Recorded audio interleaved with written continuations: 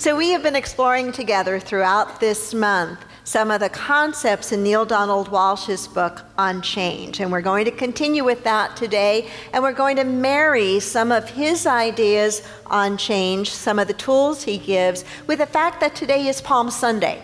And we're going to pull a little bit from Jesus' life and Jesus' experience of what we call Palm Sunday today, and how some of the elements of that Palm Sunday experience can help us as well with this idea of change, of waking up, of staying awake, of implementing change and knowing how to respond to change when it happens.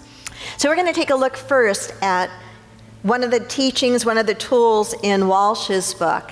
And it is this idea. He says that we need to change our idea about why change occurred in the first place. We need to change our idea about why change has occurred in the first place. He says this change didn't occur because we live in a scary world that's out to get us. It didn't occur because we've been bad and we're being punished. It didn't occur because we're in the wrong place at the wrong time. It didn't occur for any of those reasons. It occurred, now take a deep breath, because you may not like what he says as the answer. Take a deep breath. He said, it has occurred because we wanted it to. Yeah, I hear somebody say, what? I don't think so. I didn't want this to happen. How many of you can look at a change in your life and agree with that statement? I didn't want this to happen. Raise your hand, right?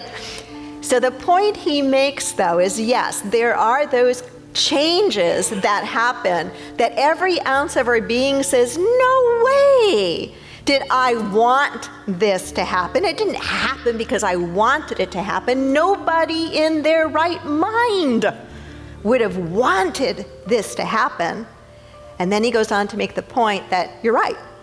Nobody in their right mind would have wanted it to happen. It didn't happen because of the mind. He goes on to say it happened because of the soul. That the soul wanted, or we could use the word needed, it to happen. So breathe into that for a moment. Breathe into that for a moment. It can be a tough thing to grasp, can it not? Especially when the change is something that we look at and it's challenging, it's unpleasant, it's scary, we really, really don't like it. And yet, if you look at it, if you remember and recognize that we are more than just this physical body, that we each come into this life experience having garnered experiences elsewhere along the path of life as an eternal soul. And our soul has needs that we're not always in touch with. Our soul draws to it the kinds of circumstances and relationships and situations to help us grow and evolve.